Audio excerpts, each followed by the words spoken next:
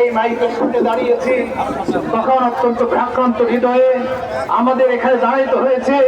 কারণ আমাদের মুসলিম ভাই গাজার মুসলমানরা তারা চরমভাবে নির্যাতিত, এমন ভাবে নির্যাতিত পৃথিবীর ইতিহাসে আর কোনো দৃষ্টান্ত নেই। এমন ভাবে তাদের গাজাকে কবরস্থানে পরিণত করেছে।